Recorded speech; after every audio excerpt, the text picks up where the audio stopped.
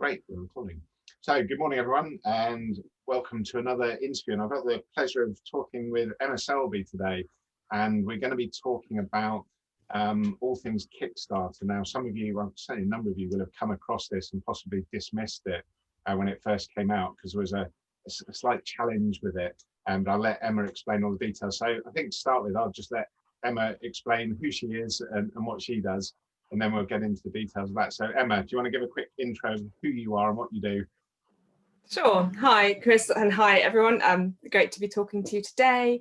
I run a company called Signal, which is basically it's varied workspaces for different kinds of small businesses. So we have about 20 office dwellers with us. We have a big workshop with 4 carpentry businesses in it as well. We have some co-working. Usually we're currently shut with COVID restrictions, but we also do quite a lot of business training and support, and generally we're there to support and champion and handhold small businesses, micro businesses in the main, through whatever challenges they're facing. So that's what I do. We're based in Whitehill and Borden in North East Hampshire.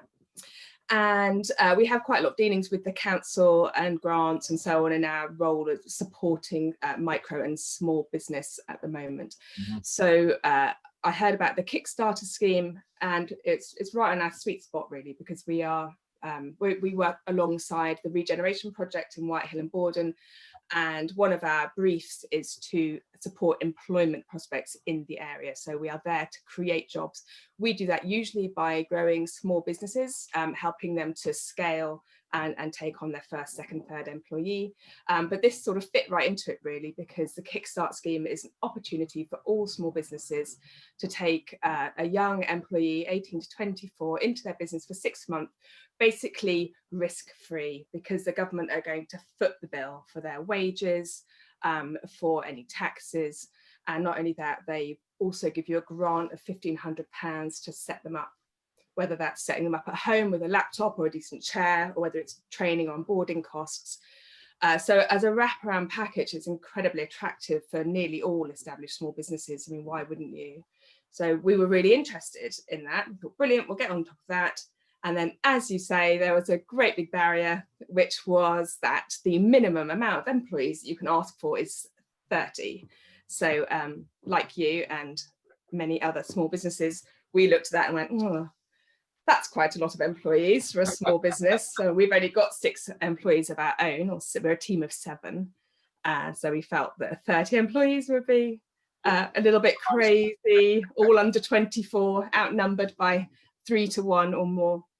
Anyway, so we investigated and we found out that the way the government are getting around this, or the DWP are approaching this, is to ask people like ourselves, who are business support function businesses, can operate as a gateway. So we can literally collect together 30 employees who all perhaps want 1 new employee, 30 employers who are all thinking about having 1 or 2 employees, and we are allowed to batch apply for those vacancies. So that's what we've done. Fantastic. And I've gone through that process where I sent my application in last week, because certainly when it first came out, I was really excited, and probably, as I know we were talking before we started the interview, it's like, my thoughts of could I take on 30 employees? Like, probably not. It's a great opportunity. Good on you for thinking about it, though. Game. Could I? Think about it. No, really bad idea. But I think the thing for me is, and there's probably a number of questions people have, but I've got a few obvious ones that I asked yourself and the other guys in your team before I filled in the form, so we'll probably go through those. But also off the back of this, if anyone's got any questions, I'll put Emma's contact details, but also post in the group, and I'll make sure Emma is able to answer all of those. So I think one of the first ones for me was, obviously the form you fill in is quite straightforward. It is a sort of 2-page. It asks some fairly basic questions about you as a business, and then what the role is, etc. What sort of people are you likely to get, and how do you actually go through the recruitment process? Obviously, I filled in a form. What happens next? How does that actually progress through to someone coming to work for you? Right, so the first thing to explain is that all of this is managed through the DWP. So this is clearly, it's a local government scheme. Yeah. So all of the vacancies are going to go out through the job centres, obviously, which are also government run. So everything is firmly located in the public sector. The vacancies, we speak to employers like you, and we ask you to give us the details of your vacancies, which, as you know, you've gone through the process. We just ask you, how you're going to support that employee, what kind of work they're going to be expected to do, where they're going to be located, are they in a team or are they working from home, all of those details. And then we create vacancy postings from that information, which go through the government gateway, gov.uk, to the job centres. Right. So in terms of the young people, they need to be on universal credit and they need to be looking for work through the job centres where they live. Or I think this will all go online, but like I said to you before we went live, or before we went on camera, Chris, there is a lot about this scheme that I don't yet know, and that's because it's never been done before. So as I complete each stage, I can then explain the stage that I've just completed. But what's going to happen in terms of the young people looking for jobs at the job centres and where those jobs are going to be advertised hasn't yet been made entirely clear to us, because we're not there yet. I suspect, and it's all happened very quickly, it's possible people even setting it up aren't totally sure how that's going to happen yet. Yeah, I think it really is it's unfolding day by day, like so much at the moment. It's quite fun, And the idea from your perspective as the kind of support piece for this, for likes myself and lots of other people coming to you to do this, is you'll effectively help manage the process. So you're the ones who will kind of pull it all together. And what at what point is at what point does the employer get involved as far as interviewing, all that sort of thing, or do we actually know where we're at with that yet? No, I think this is going to be very much a case of, as it happens, we will explain to you how it's going to happen. I don't know what happens at that end. I know that as Signal, we have been accepted as a gateway organisation because we have the capability to provide that wraparound support. So we're going to make sure that the employer knows what they're doing if they're a first-time employer. We've brought in recruitment experts, Sarah Bath from Oraculum, and an HR expert as well, Gillian Etherington, and the three of us women will be basically looking at each application. Each applicant will be helping the employer and will be helping the employee with employability skills. So that's part of our service to you. So we make sure, as far as I can't explain how we're going to do it exactly because we don't have the details, but we will make sure that that process is basically as smooth as possible and also completely compliant from the employer point of view. Fantastic. Okay, so and again, obviously a lot of people coming to you will possibly be the first time they've employed someone, so actually having that as a kind of support service is probably going to be quite reassuring. Yeah, because it is the hardest. That first employee is it's difficult to navigate sometimes, isn't it? And I think there are all those fears around, are we doing this properly? Are we compliant? Are they going to turn up? Are they going to be any good? Am I going to waste all my time?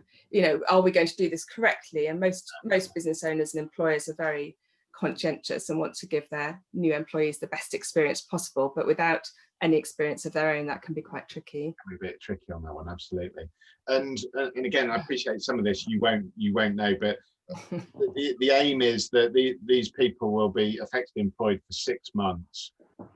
What happens after that? Are they allowed to be taken on if you pay? So say for example, I take someone on, and at the end of 6 months I go, well, they're brilliant, I want to keep them. I'm assuming, well, it's dangerous to do that, but I'm assuming then I can just employ them myself. It's just that the funding offer is purely to fund their salary for 6 months. Yes, if I just take that back, because I don't think we've explained how the salary works yet. So what happens is that you will put that new employee on your payroll, and you can pay them as much as you like for as many hours as you like in those 6 months. But you will submit your payslip if you go through my gateway. You will submit your payslips to me at the end of 3 months, and you will get a grant that will repay 25 hours a week at minimum wage for that age group. That's how it works. So you have to pay them up front, and then you claim back 3 months, and then at the end of 6 months you claim back the second 3 months pay slips. So that's how that works. So you can bring them in as a full-time employee if you want, but you will only get reimbursed for 25 hours a week. Does that make sense? Yeah, totally. So that's that bit. At the end of the 6 months, essentially, they will still be on your payroll, but you just won't be able to apply for any reimbursements. Got you. Okay. So they will still be there. Then what we're offering as a gateway, what Signal is offering at that point, is a talk about how you can convert that Kickstart employee into an apprentice on the apprenticeship scheme. So there are more grants available for that. Okay. See, what you'll find is effectively you will still get some money, but it will be less, and that will go on for the apprenticeship period, and then they can become a full employee if it's working for everybody on both sides. Okay. So, I mean, that could be a really interesting way, both for obviously employers, as it gives them, I think I looked at it, it gives you that kind of safety net almost, if you're taking someone on, you're not risking quite as much as you would do just employing someone directly to start with, because obviously there's a kind of funding bit. But that's you're risking your time and your investment of time and sort of headspace, but that's it. There's no financial risk at all. And yeah, so it's essentially it's a way of vetting apprentices. Yeah. And then so it's a kind of really soft way into that, particularly if it's your first or second employee. Absolutely. And then actually the whole apprentice scheme, although you said, whilst it would be less financial support, it's still a level of financial support as well. So that, which is great for employers, but also it's great for the target audience of the people they're looking to employ as well, because I suspect there's an awful lot of people in that space who are in a fairly dire position at the moment as far as employment's concerned. So yeah. I mean, I think it's been really interesting actually to see how the Kickstart, this scheme of offering a risk-free employee in that age group, has really got people's minds working about, if you could have a free employee in your company for 6 months, what would you get them to do? And it's actually quite interesting. I was reading through the applications and people are being ever so creative. And I think the government have done something brilliant with this scheme, which is to say this job must not have been advertised before. So I haven't made that clear yet either. So one of the criteria for every vacancy is that you have never advertised that vacancy before. And this is to prevent people bringing back people that they made redundant but doing it for free, obviously, or just, not being creative and not thinking about that young person. And it's about the employer thinking about their business, like, where could I really put value into this business? Do I need a sales prospector, or do I need somebody to really look at my graphic design? So there's some fantastic vacancies being created, really. And I was really I love working with small businesses anyway. I know you do too. It was a fantastic sector to be in. But reading the vacancies, all of these employers have put so much thought into how they were going to make this a fantastically interesting and well supported vacancy. It wasn't just, oh, well, that would be great because they can just do some cold calling for me. People have been really creative and really thoughtful. So for me, I'm thinking, gosh, lucky 18 to 24-year-olds are going to be all this massive wash of opportunities available for them. And I really do think it's an excellent scheme, and I'm looking forward to seeing how it unfolds. Absolutely. It's great to be part of. Absolutely. And you talked about your support. So how does this work for you guys? Because obviously you're putting a lot of work in here. Very rightly, there should be some cost to you in some way whatsoever. As you're whilst I know you do an awful lot to support small businesses, you're not just doing this for the good of the greater good, so to speak. So how do you get paid for doing your support? Well, we get reimbursed so everything, in all of the money, so the grants, the £1,500 grant per employee, and all of the grants for all of the pay slips come through my business bank account and through my PAYE gateway, my limited company. So that's a cost to me because my accountant is going to have to play with that. Absolutely. And so we get paid for that. We get paid £350 per filled vacancy. Successful. So we only get paid for success. So it's a kind of, no win, no fee situation. So if we don't match up these vacancies with good young people, we don't get paid. So we've charged, on top of that, we're charging everybody £250 for the wraparound employer-employee counselling and guidance, really. So help for the first time employee and help for the employer, whether they're experienced or not. And that includes things like vetting, includes the writing of the job vacancy, you know, that kind of is a particular kind of copywriting, absolutely. the selling of the company and the employer, Mm-hmm. the screening of candidates. We provide things like interview questions, onboarding help for the employee, and compliance help for the employer. We've got a whole pack of things like template, employment contracts, it's all of that stuff. I can't remember all off the top of my head, but it's all bundled into a lovely compliance pack. Yeah. And is that, so you mentioned there's a grant, so there's the bit about paying their salaries, but there's also a grant for sort of setup as well. How does that work? Right, so you get that as soon as your employee has filled the vacancy, so we have a definite acceptance of the job vacancy, then and they have to be registered on your payroll, and as soon as you have that piece of paper, you do have to set up, one of the criteria is you do have to have a payroll. So if you haven't got a formal payroll set up, you are going to have to get that done, but it only costs about £10 a month for most accountancy firms, I think. So that has to happen, and when you've got that documentation, you send that to me and we get your £1,500 grant, which is just paid by us into your bank account as a lump sum at the beginning of the process, we are told. I can imagine there are going to be some cash flow glitches here, and I can't see this being completely smooth. So I would recommend that everybody have a little bit of a cash flow. You're going to have to cash flow the first 3 months pay slips anyway. That's going to be £3,000 ish. And then the 1,500, you may find that you have to buy some stuff before that comes down the pipe as well. So I'm going to recommend to people they speak to their bank manager if they haven't got sort of £4,000 sitting in that bank account ready to cover that. But effectively that money will cover things like buying them a laptop or buying them some bits and pieces. Exactly. So that will cover the £250 to whoever's providing your support, and it will cover. So is there the criteria on what you are allowed to spend it on? Or yes, it says onboarding, setup and training costs and necessary equipment. Got you. Okay. So you can't just sort of... I don't think there are any checks though as well. There may be. I can't know that yet either, but I think probably they would expect that's what you would spend it on anyway, because those costs will arise. So and then how long, and obviously this is partly going to be how long's a piece of string and what goes on in the wider world, but how long is this program open for at the moment based on the sort of understanding today?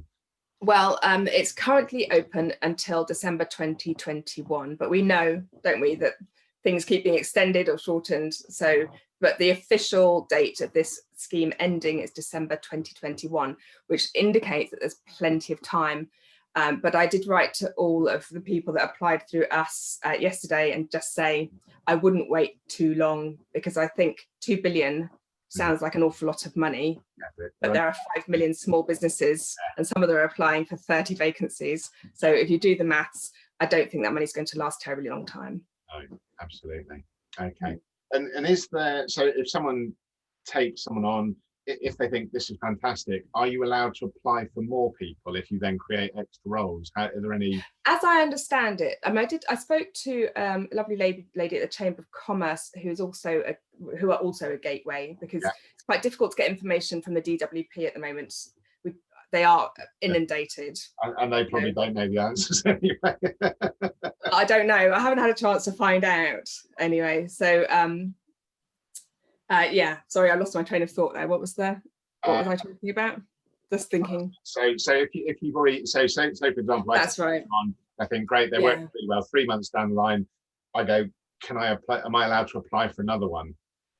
I think it's, as far as I know, yes. But when I spoke to the Chamber of Commerce, she did say that she had heard, and this is entirely just on the grapevine, that they are no longer accepting applications for the full 30 vacancies from a single company, which indicates that they are already seeing the end in sight of this money.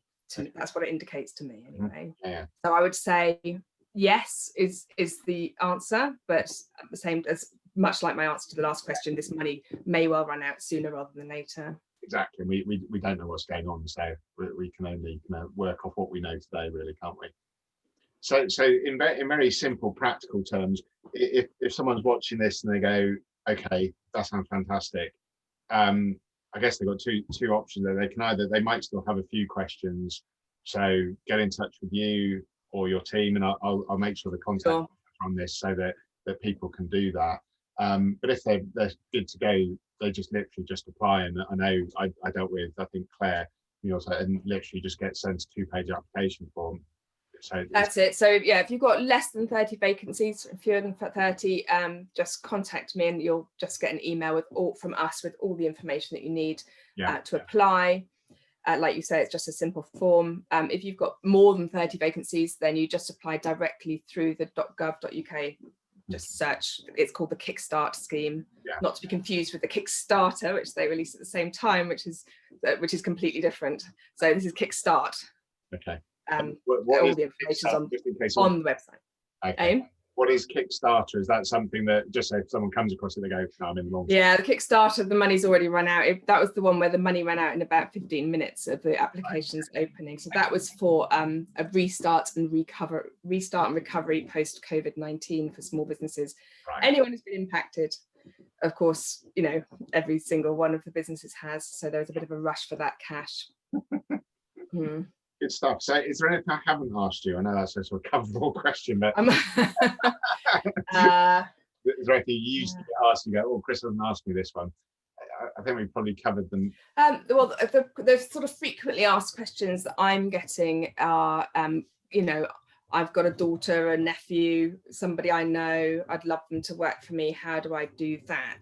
Okay. And the answer to that question is it's quite tricky, but you have to get them to sign on at the local job centre. And then I imagine that each job vacancy will get a job reference, although, as I say, I haven't got to that stage yet, but you would assume that would be the case. Yeah. And then you can ask them to go and search for that job reference. And they would have to apply in the normal official way. I can see there being a bit of a problem here. I've actually tried to escalate this up to the DWP, but they're saying that all of the young people have to be on universal credit and at risk of long-term unemployment. So that's the criteria for the young people. Problem is, a lot of young people aren't on universal credit because they live at home or because they have a part-time job which they don't want. They'd much rather perhaps have one of these really interesting opportunities and chances to learn something interesting, and probably rather do that than stack shelves at Sainsbury's. But they can't apply for this unless they give up the part-time job. So that's a bit of a risk. So I can see that being an issue. I think it probably needs ironing out. So I'm not sure that's the right criteria, but that is the criteria. So you would have to, get yourself on universal credit in order to take part. Cool. And I suppose one other question, which I think some people have, is certainly I'm going into this with a view of this is a kind of tester to then employ them longer term, and actually the apprentice scheme sounds great as well. So for that, but what happens at the end of 6 months if someone goes, no, I'm kind of done with this? Is there what commitment do people have if it really hasn't worked for them, or they don't feel they can continue with it?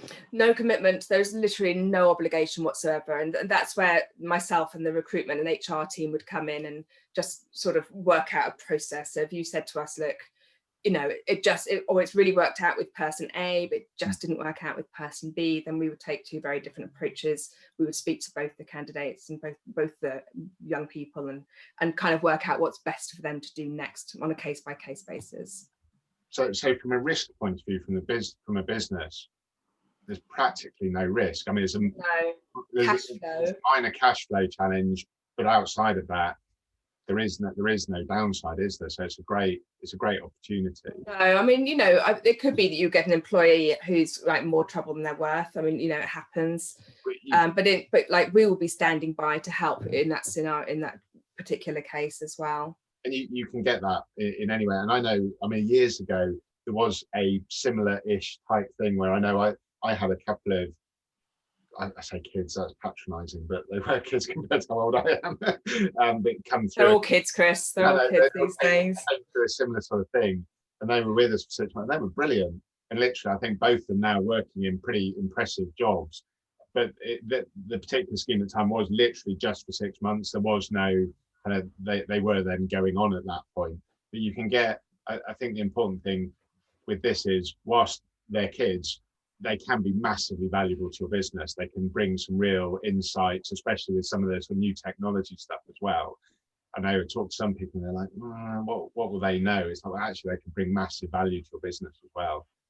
Absolutely. I mean, we've got a 21-year-old who's just come on board with us, and she's absolutely fantastic. And she was saying that she thought that perhaps her age would be a disadvantage, but it's actually an advantage, because this world is changing so quickly, as we all know, and certainly in the realms of technology, it's very hard for people our age, isn't it? So, I mean, obviously we're brilliant at technology and we've done really, really well, and we've done all the learnings, and here we are. But it's possible, I think it's fair to say that the 20-year-olds have got a little bit of an edge. Probably have a bit of an edge on this, yeah. A little bit of an edge, yeah. So it's great to have that youth and that enthusiasm and that knowledge in your company. And if you haven't done that, I really, really recommend doing it. Absolutely. Good stuff. Well, look, thank you for your time today. It was really useful. As I said, I'll make sure your contact details go on video so that I'm sure other people will have questions. So do get in touch with Emma. Do get in touch with the team, because it's a great opportunity both for you as a business to really kind of develop at a fairly low risk, but also it's a great opportunity to help people who are in a kind of tough position, but could actually be your star future employees. Well, absolutely, and it really is a great opportunity to help this generation, and we really owe it to them to try and pull them out of this nightmare scenario. I mean, it's been bad for everybody, but I think the 18 to 24s have really suffered unduly, and they're going to suffer so even more economically. So I think anything that we can do at this stage to create interesting work for them, it should be done as a matter of obligation, really, as well as anything else. But it's great to see these lovely vacancies being created, really interesting ones. It's a fantastic opportunity to liven up your business. Absolutely. Good stuff. Well, look, thank you for your time today, Emma. Much appreciated. Thank you. Lovely to talk to you. Emma's more than happy to spend some time helping you out with that. Definitely. Good stuff. Okay.